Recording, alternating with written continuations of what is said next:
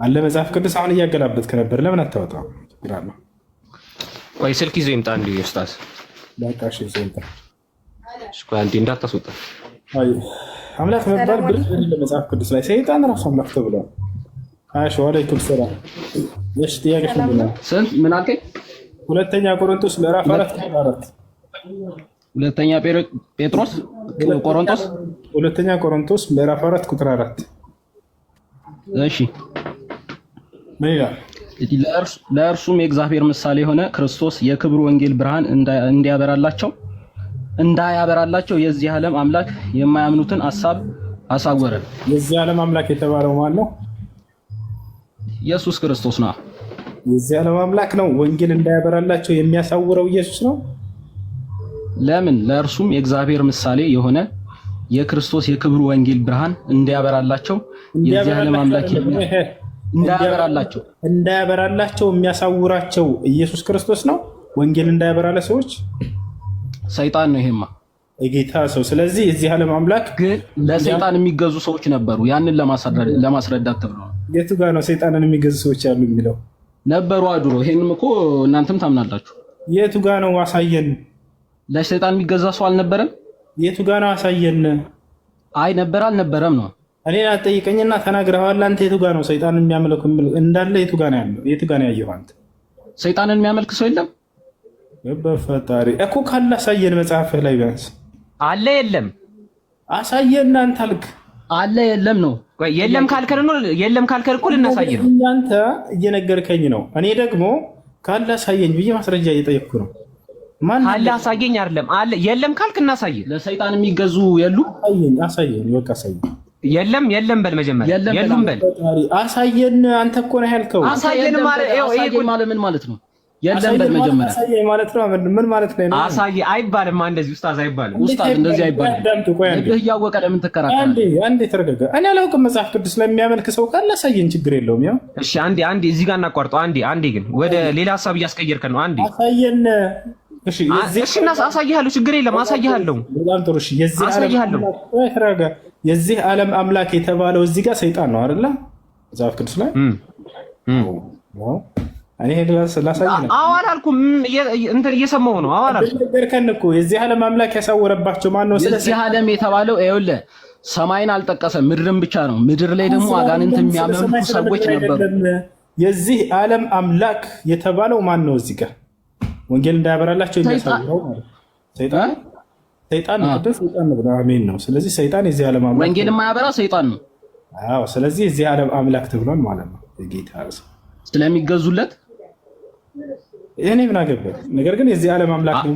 ምን አገባኝ አይደለማ እንዴ? ወይ ተረጋጋ። ጳውሎስ የዚህ ዓለም አምላክ ነው ብሎ አስቀምጦታል። ሰይጣን ምን ትላለህ?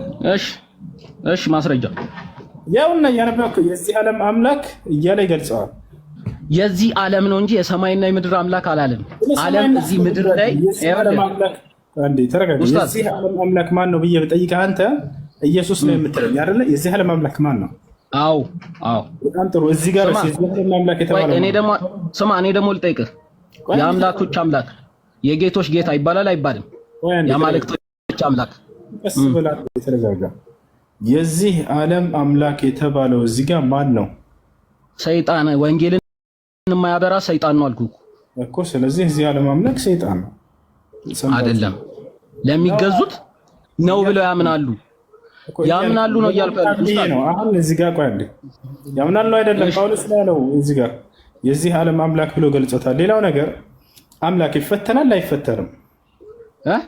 አምላክ ይፈተናል አይፈተንም? በሰይጣን እኛንም ሶስቱን ፈተናዎች ድል ነሱ ሲል እርሱ የእኛን ምሳሌ ለመሆን ነው የተፈተነው፣ በፈቃዱ ማለት ነው። የቱ ጋር ነው የእንተ ምሳሌ እንደሆነ የሚለው? የቱ ጋር ነው ያለው?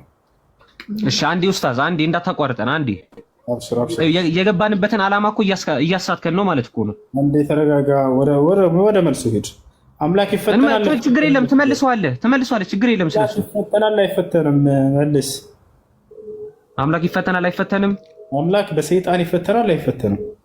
አይፈተንም። ፈቃደኛ ከሆነ ይፈተናል አይፈተንም? እኔ ደግሞ መልሼ በጥያቄው ላይ ጥያቄ አመጣሁልህ። አንደኛ ነው መልስ። አምላክ ይፈተናል አይፈተንም? አምላክ ይፈተናል አይፈተንም? ኧረ በአላህ ፈቃደኛ ከሆነ ይፈተናል የማይፈተንም አምላክ አይ ፍቃደኛ ከሆነ ይፈተናል ካልሆነ ግን ማንም ሊፈትነው አይችልም ለምን ሁሉም ገዢ ነው ኦኬ ፍቃደ እሱ ልክ እንደዚህ ፍቃደኛ ከሆነ ይፈተናል ካልሆነ አይፈተንም የሚል ጥቅስ ተግስቴቱ ጋር አለ ቃል በቃል የለም አይደል አላህ አሁን ለነገር ነው የምትነግረኝ እንዴ ቆይሽ እኔ ምሳሌ ልስጣህ አይደለም ምሳሌ አይደለም የምትሰጠኝ እኔ ጥቅስ ነው የምፈልገው ያለ ጥቅስ እኔ ጋር ማውራት አይቻልም አይደለም ኡስታዝ ነው እንዴ አንተ እኮ አሁን እንዴ ነው ነው አይደለም አትበል የእግዚአብሔር ልጅ መሆኑን ሊፈትነው ቀረበው ራስህንም ገና አላወራህም ስለማን እንደሆነ አምላክ ይፈተናል አይፈተንም ነው ጥያቄ መቼ ጀመረ ፍቃደኛ ከሆነ ይፈተናል አልኩ ፍቃደኛ ከሆነ ይፈተናል የሚለይቱ ጋር ነው ምክንያቱም አምላክ ሁሉን ገዢ ነው ምክንያቱም አይደለም የምፈልገው ጥቅስ ነው የምፈልገው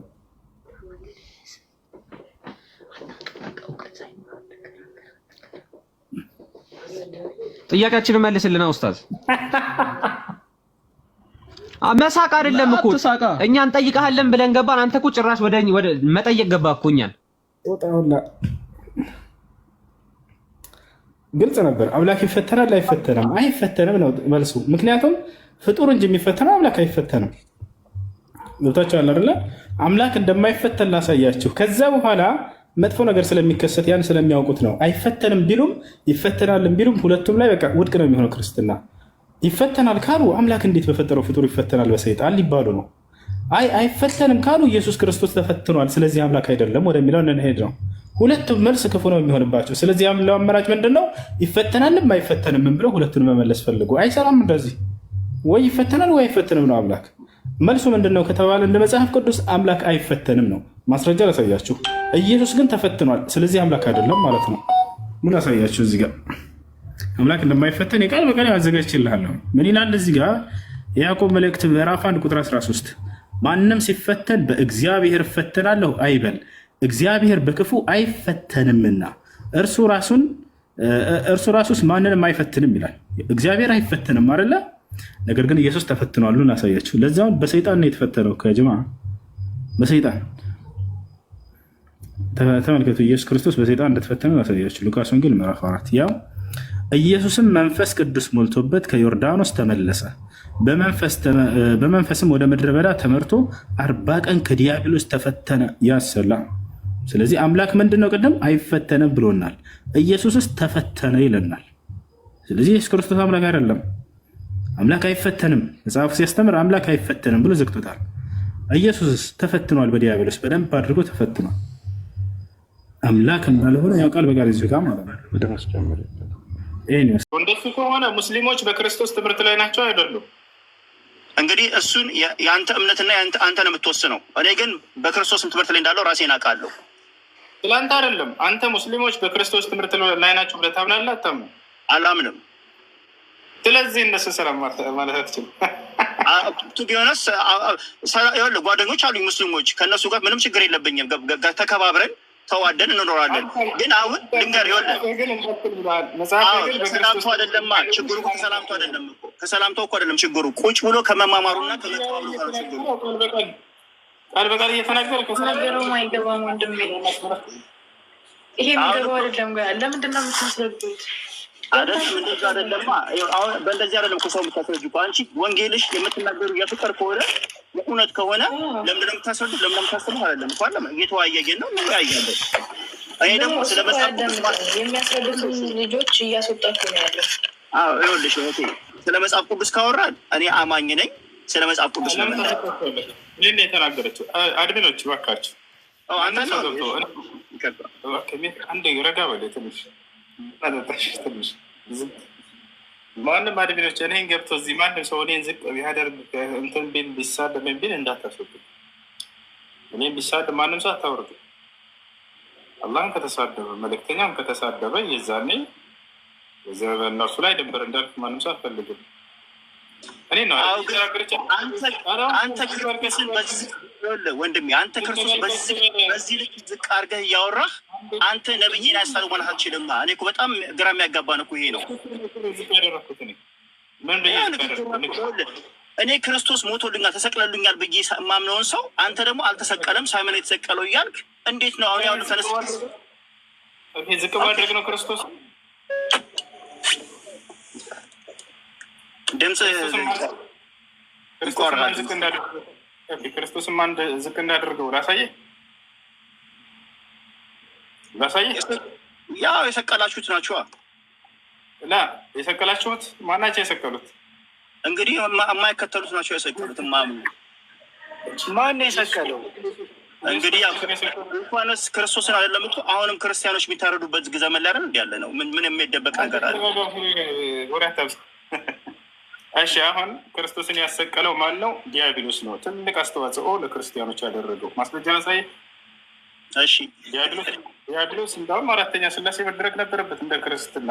በይሁዳ ውስጥ ገብቶ ኢየሱስን ያሰቀለው ማን ነው?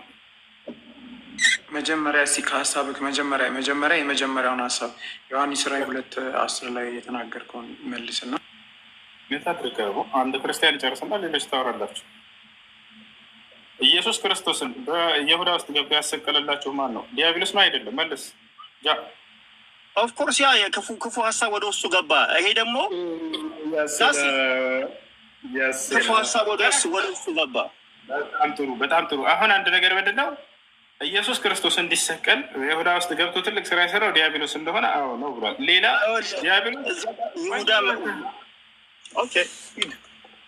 ዲያብሎስ ሌላው ነገር በመጽሐፍ ቅዱስ ላይ አምላክ እንደተባለ ታውቃለህ አታውቅም? አውቃለሁ። በጣም ጥሩ። ዲያብሎስ አምላክ ነው እንደ መጽሐፍ ቅዱስ ያሰላል። ታዲያ ለምንድን ነው የማታመልከው? የማላመልክበት ሪዝን የማይታዘዝ መንፈስ ስለሆነ ከማይታዘዝ ስለሆነ በቀዳሲት የማይታዘዝ ነገር ደግሞ ከኔ ጋር አይደለም ከፈጣሪም ጋር የተለየ ነገር ስለሆነ ማለት ነው። በጣም ጥሩ። ስለዚህ ዲያብሎስ አምላክ ተብሏል እንደ መጽሐፍ ቅዱስ አምላክ ነው። አምላክ ነው ያለው ማን ነው ግን? አሁን እኮ ይኸውልህ አሁን እሱን አይደለም የምናወራው። ገብቶሃል አይደል? ስለ ዲያብሎስ ካወራ እኔ አሁን ስለ ዲያብሎስ ወንጌል አላውቅም። ገብቶሃል አይደል? ስለ ዲያብሎስ ልሰብክ አይደለም የመጣሁት። ለምን ኤፍሬም ኤፍሬም ነው ማነው ስም? ለምን እዛ ትሄዳለህ? ዲያብሎስ አምላክ ተብሏል። አይገርምም? በመጽሐፍ ቅዱስ ግን አያመልኩትም።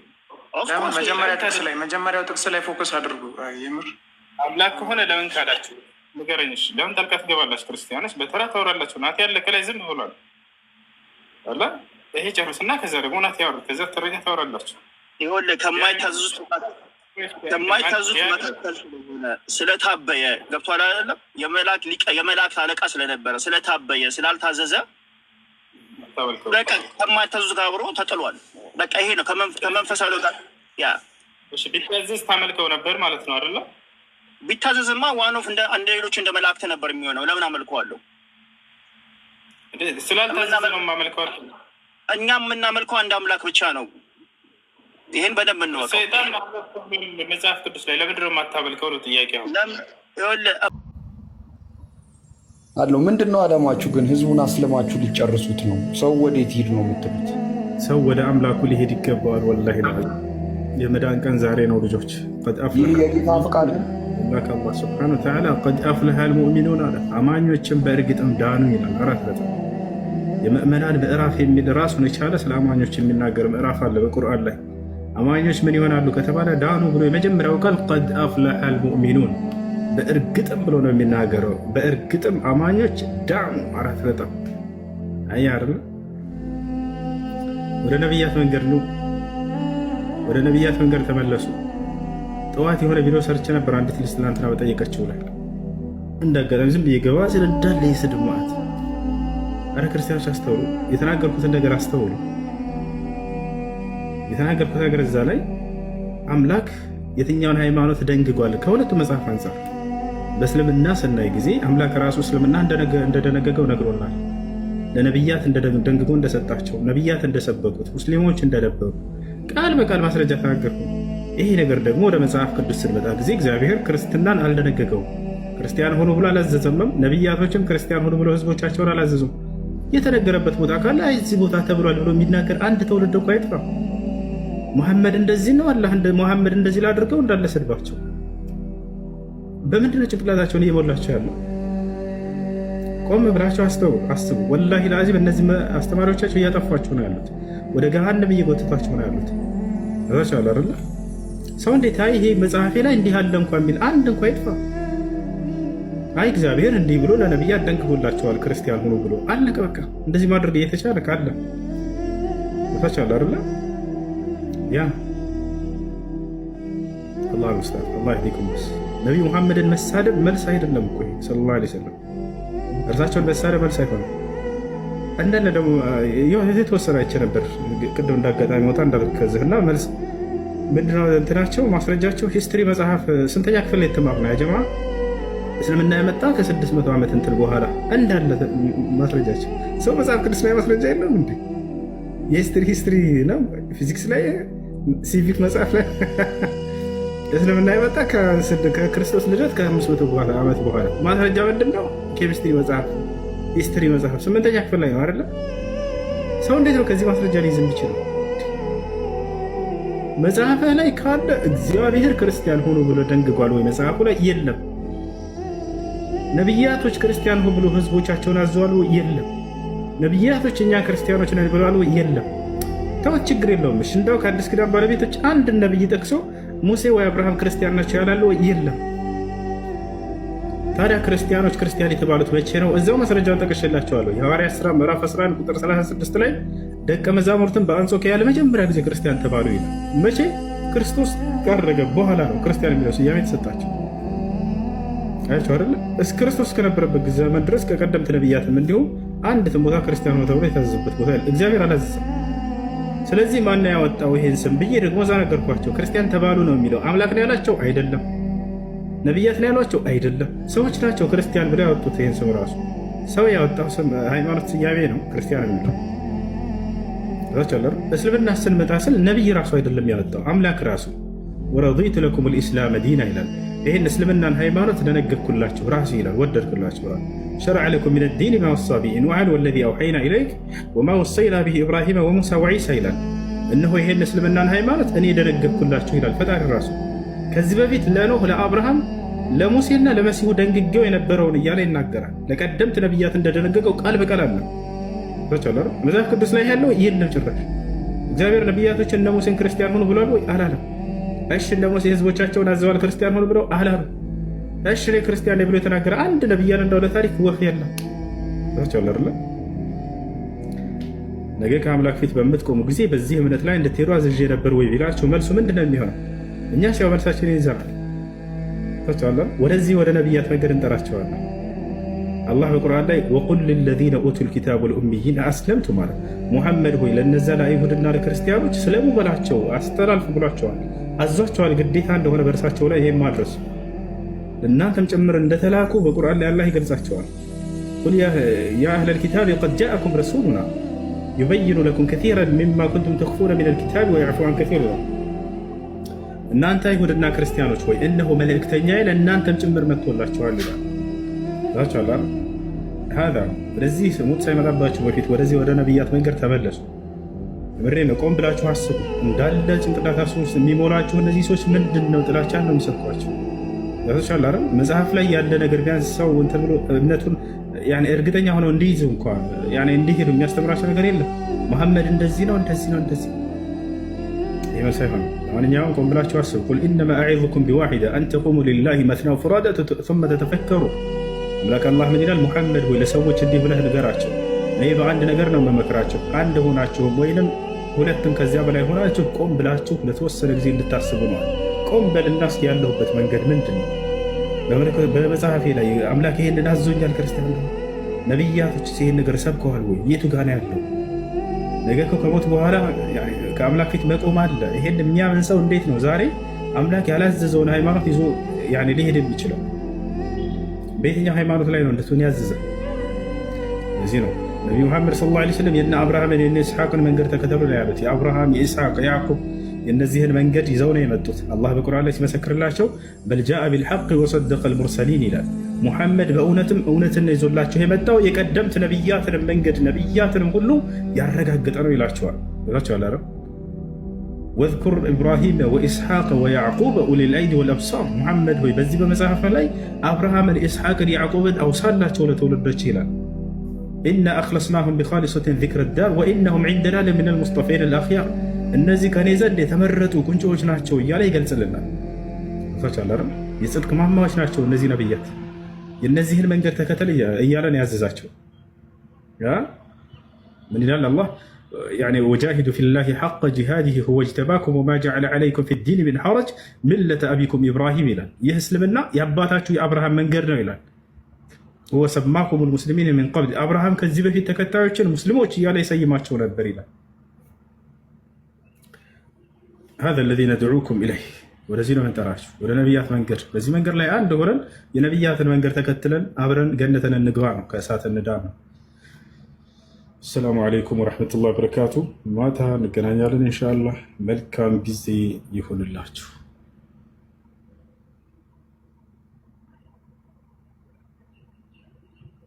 وعليكم السلام ورحمة الله وبركاته.